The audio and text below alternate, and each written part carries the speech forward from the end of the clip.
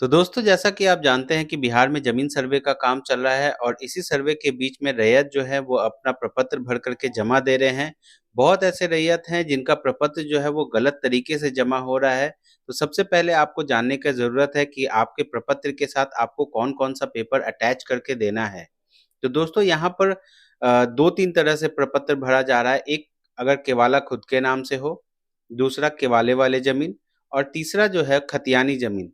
ये 3 तरह से इस प्रपत्र को भरा जा रहा है और बाद बाकी जो है वो अकॉर्डिंग टू सिचुएशन जो है वो प्रपत्र को भरा जा रहा है जिसका जैसा स्थिति है, ज़मीन का स्थिति, ज़मीन का ब्यौरा है, उसके अनुसार प्रपत्र भरा जा रहा है।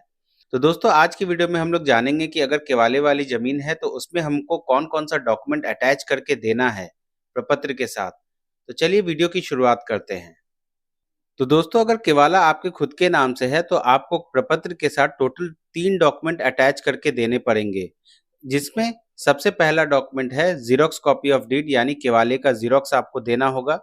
उस ज़मीन का आपको रसीद देना होगा, आपका खुद का आधार कार्ड देना होगा, मोबाइल नंबर देना होगा और सबसे बड़ी बात है कि जब ज़मीन आपके खुद के नाम से है तो यहाँ पर वंशावली देने की आवश्यकता नहीं है। प्रपत्र में आप 3-1 और प्रपत्र 2 ये दोनों फॉर्म भर कर के आप शिविर में भी जाकर के जमा कर सकते हैं या फिर आपके अंचल में जो अमीन की नियुक्ति हुई है उस अमीन को भी आप सबमिट कर सकते हैं। तो दोस्तों अगर आपका ज़मीन जो है वो केवाले वाला ज़मीन है और जो रैयत है उसकी मृत्यु हो गई है, तो इस केस में आपको कौन-कौन से डॉक्यूमेंट जमा देने पड़ेंगे? तो सबसे पहले आपको प्रपत्र 2 और प्रपत्र 3 एक भर के देना होगा। इसके साथ आपको ज़ेरॉक्स कॉपी ऑफ डीड यानी केवाले का ज़ेरॉक्स देना होगा। उसके साथ आपको वंशावली देना पड़ेगा और वंशावली जो है वो स्वघोषणा पत्र है। आप खुद से घोषणा करेंगे कि आप रैयत के बाद कौन-कौन लोग जो हैं उनका वंशज है, उत्तराधिकारी हैं, उसके बारे में आप पूरा ब्यौरा देंगे। ये आप एक सफ़ेद पेपर में भी आप लिख कर के दे सकते हैं वंशावली।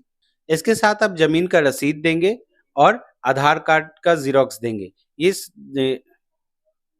ये तमाम डॉक्यूमेंट जो है वो आप अपने प्रपत्र के साथ अटैच करेंगे और शिविर में जाकर के इसको सबमिट करेंगे। दोस्तों अगर आपका ज़मीन जो है वो खतियानी ज़मीन है, तो उस केस में आपको कौन-कौन सा डॉक्यूमेंट अटैच करना है? अगर आपका ज़मीन खतियानी है तो आपको सबसे पहले उस ज़मीन का खतियान जमा करना होगा।